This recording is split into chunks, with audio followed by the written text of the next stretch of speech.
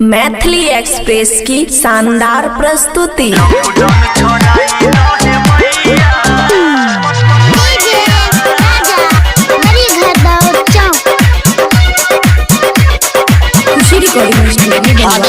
Lockdown छोड़ाई दहे मैया,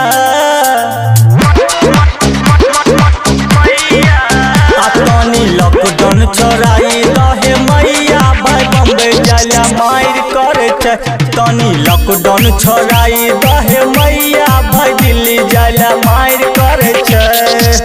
माहौल गरम छै तैयो होई न छै माना, दिन भर में एको बार ने खाई न छै खाना। आ कनी कृपा देखाई दहे मैया,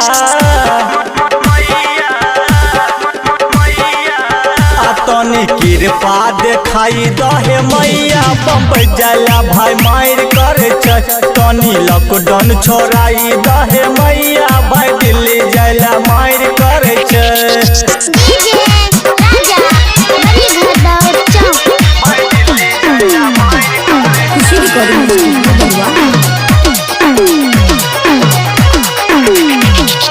बम्बई जाला मार करे छे, जोश में होश गवावे छे। सबके बात सुनिया रे, अपन बात करिया रे।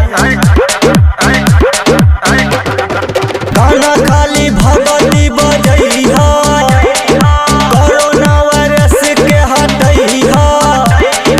छुपे चोरी बम्बई तुझे चलिए जे जई है, त मार हो जते, हो मार हो जते। आ तनी कृपा देखाई दहे मैया, बम्बई जाला भाई मार करे। तनी लॉकडाउन छोड़ाई दहे मैया, भाई दिल्ली जाला मार करे।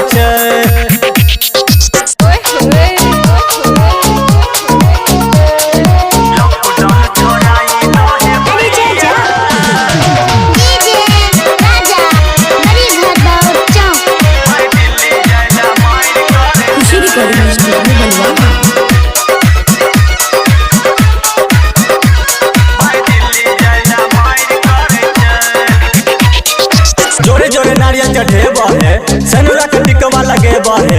मोदी जी उमताबै छै, कोरोना वायरस भगाबै छै। जे होतै से होतै देखल जइतै, ऐसन वायरस फेरो नाही अइतै।